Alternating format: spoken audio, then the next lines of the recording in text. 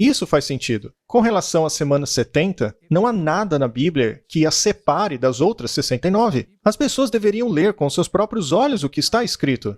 Qualquer um que leia por si só aquele texto vai entender que a última semana, a semana 70, refere-se ao tempo de ministério de Jesus aqui na Terra. Ele começou o seu ministério no início dos 7 anos, foi crucificado no meio deles, e ao final destes 7 anos, ou seja, 3 anos e meio após a crucifixão, os judeus crucificaram Estevão, pondo assim um fim à chance do povo judeu. E é por isso que os rabis de hoje não querem que as pessoas estudem Daniel 9:24, porque esta profecia deixa claro que o período de prova do povo judeu encerrou. Mas me permita esclarecer uma coisa. É óbvio que os judeus podem ser salvos hoje. Basta aceitarem o sacrifício de Jesus. Apesar de ser verdade que os judeus não são mais o povo de Deus como nação, qualquer pessoa, inclusive judeus, podem ser salvos por meio de Jesus Cristo.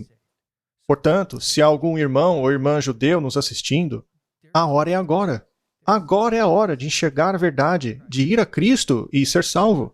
Ninguém está falando aqui que os judeus não podem mais ser salvos, já que como nação deixaram de ser o povo de Deus lá atrás. Infelizmente, esse foi o resultado da desobediência deles, que vemos ao longo de todo o Antigo Testamento. Ao final deste período, Deus deu um basta. De novo, basta ler a profecia, e vocês verão que Deus deu chance aos judeus para pararem o pecado, estabelecerem a justiça. Mas a Bíblia nos diz que eles não fizeram isso. E o apedrejamento de Estevão foi a gota d'água. Desde então, eles não são mais o povo exclusivo de Deus. Desde então, qualquer indivíduo de qualquer nação pode ser considerado povo de Deus, contanto que aceite Jesus. Qualquer pessoa pode se considerar judeu espiritual, pois vivemos em uma era em que os símbolos do Antigo Testamento foram cumpridos. A Bíblia toda é um livro só. Tanto o Antigo Testamento como o Novo é completamente focado em Cristo. Nós queríamos apenas salientar este fato, que qualquer judeu ainda pode aceitar Jesus e ser salvo. Muito bem, agora que já vimos quais são as crenças da maioria cristã de hoje, queremos ver também de onde elas surgiram. Como foi que os protestantes se tornaram quase todos futuristas? Como passaram a aceitar essa doutrina aí do terceiro templo? Bem, o engraçado é que isso não veio dos protestantes. Exatamente. Curiosamente, essa doutrina veio dos jesuítas. E nós vamos fazer um programa exclusivamente falando sobre os jesuítas.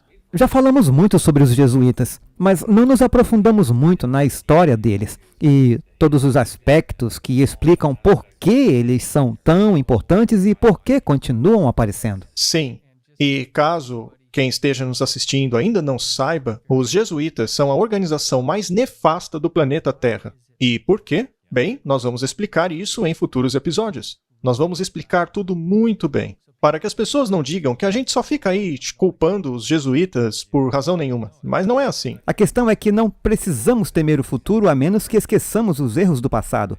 Precisamos revisar a história, precisamos entender a história. E isso é algo que realmente está sendo apagado da sociedade, pois não entendemos a história. Não entendemos de fato o que foi a Declaração dos Direitos e todas essas coisas. A libertação, a ideologia como a libertação da escravidão, foi feita pela direita, não foi feita pela esquerda. E de alguma forma isso se tornou algo pelo que a esquerda está recebendo crédito. Mas precisamos ver o que a história diz. E o que foi feito na história, entender essas coisas. Assim podemos olhar para o futuro, porque não há nada de novo sob o sol e tudo está se repetindo. Sim, e nós vemos que esse mesmo grupo, os jesuítas, que estão aí desde os anos 1500, tinham essa interpretação profética futurista. E há uma razão para isso. Veja, diz assim, o originador desta segunda falsa tese, está falando do futurismo aqui, tá? Foi o padre jesuíta espanhol Francisco Ribera. Que muitas pessoas que conhecem um pouco dos jesuítas talvez já tenham ouvido falar. Talvez para muita gente seja a primeira vez. Mas veja o ano em que esse Ribera viveu. 1590. Portanto, essa ideia foi elaborada no início do estabelecimento da América e acabou perdurando até hoje, 2023. Aqui estamos nós discutindo uma interpretação que surgiu em 1590. E o que é interessante quando lemos isso é que esta é uma fonte luterana, não é adventista. Esta é uma compreensão protestante, é um fato histórico. Não há preferência política ou religiosa por trás disso daí. É apenas um fato.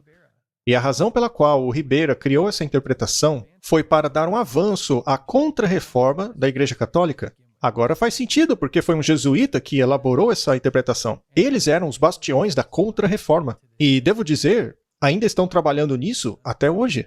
Eles fizeram um ótimo trabalho em anular o protestantismo. Continuando, Ribera sentia vergonha da conexão que os protestantes faziam constantemente entre o anticristo e o papado. Muito bem, só um parênteses. O Twitter hoje, ou o X, se tornou uma grande fonte de diálogo e informação. É o que o YouTube era há algum tempo atrás. No X, as pessoas não têm problemas em dividir aquilo que pensam. E lá, muita gente está falando sobre o surgimento do anticristo, no que está acontecendo com Israel agora. E eu dei uma olhada lá, procurando encontrar, porque eu não uso muito aquilo. Mas eu disse a eles, pessoal, não se esqueçam da história por trás de tudo isso. Não se esqueçam que a identificação do papado como sendo anticristo era tão prevalente, era um consenso tão estabelecido, que precisaram inventar isso daí para tirar o foco das pessoas do papado. Então, as pessoas acham que elas estão saindo do sistema, tomando a pílula vermelha, mas a verdade é que estão caindo direitinho no plano deles. Ideologia jesuíta. Exatamente.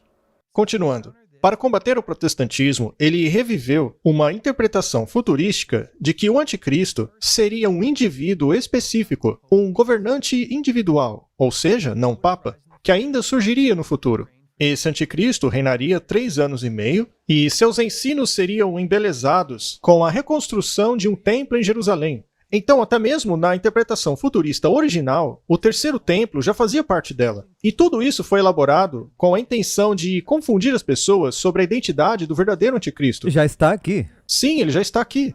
Exato. Na época de Paulo, quem estava executando o papel do anticristo? Roma. Roma já existia. Não importa se Roma mudou a sua carapuça, Roma sempre será Roma. Então, as pessoas começaram a identificar o anticristo como uma pessoa, um indivíduo qualquer que surgiria no futuro. Mas isso não está em harmonia com a Bíblia. Diz assim, então ele diz ali que seus ensinos envolveriam o da reconstrução de um templo em Jerusalém e o reavivamento das leis levíticas. E eu incluí aí as leis noahídicas. Nós já falamos um pouco aqui sobre as leis noahídicas e de como elas são aceitas desde a administração do George Bush.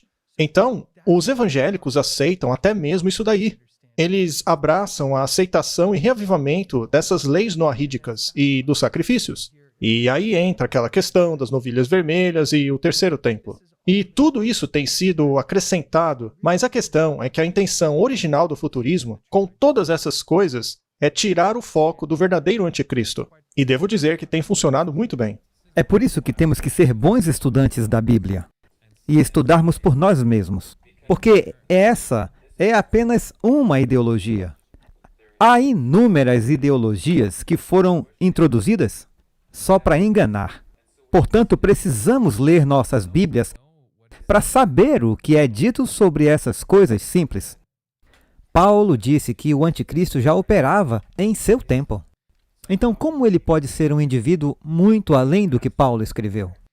Portanto, temos essas pequenas coisas que, se as pessoas lessem, seriam capazes de combater de forma muito simples. Sim, e contanto que você estude a sua Bíblia, é relativamente fácil perceber esses enganos aí. Mas o grande desafio é que vamos até as pessoas com a Bíblia mostrando que essas coisas são enganosas e ainda assim elas não aceitam. Este é o maior problema. Se as pessoas simplesmente aceitassem apenas a palavra de Deus como guia, elas mesmas entenderiam todas essas coisas. Mas não é o que acontece.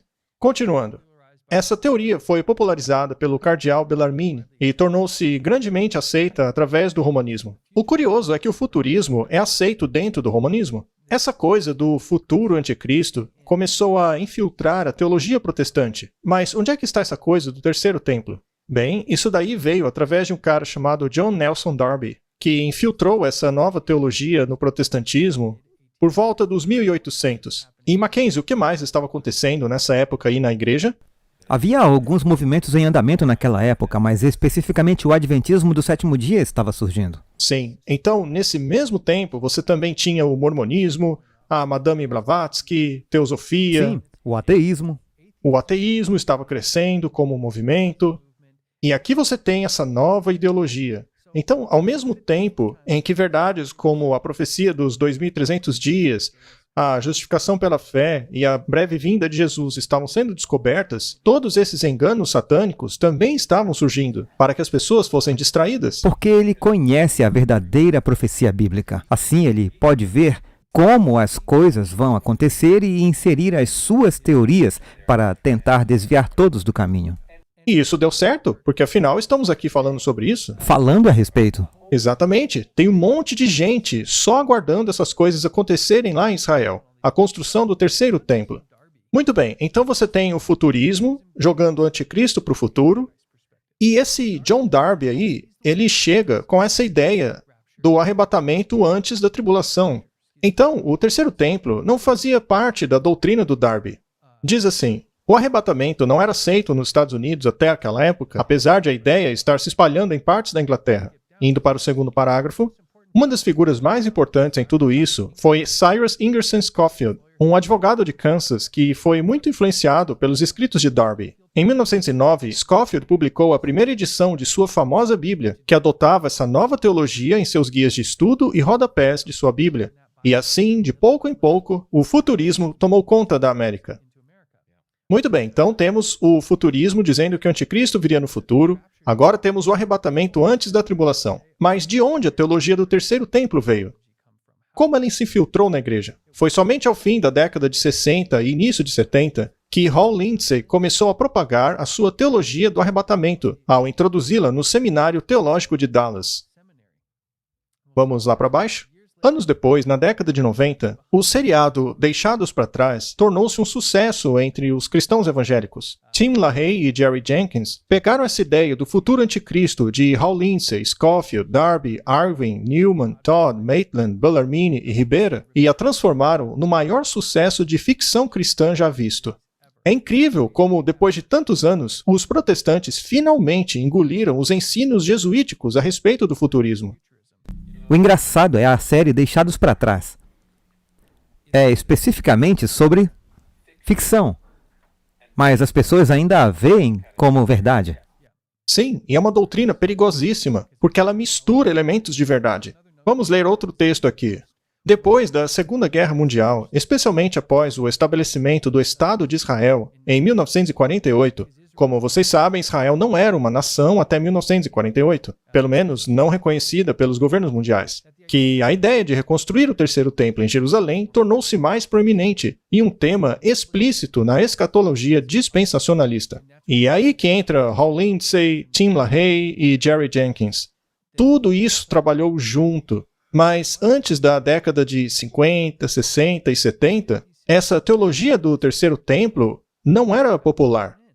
Portanto, o Darby e o Scofield colocaram o fundamento para a ideologia dispensacionalista, mas foi somente depois que esse negócio do terceiro templo se popularizou. Então, de novo, tudo começou com essa ideia de obscurecer quem é o verdadeiro anticristo. Depois foram lá e pegaram a última semana das 70 semanas e separaram de todas as outras. Depois falaram que o arrebatamento vai acontecer antes da tribulação. E agora, finalmente, a questão do terceiro templo. Então veja que é um erro em cima de outro erro, em cima de outro erro, é uma bola de neve de erros. E todos eles pintam esse quadro que todo mundo evangélico de hoje passou a acreditar. E, curiosamente, até mesmo os judeus passaram a acreditar. Eles mesmos se empolgam com essa reconstrução do terceiro templo. Os textos bíblicos que eles usam para provar isso precisam ser compreendidos no contexto correto, tem que estar em harmonia com o resto da Bíblia. Bem,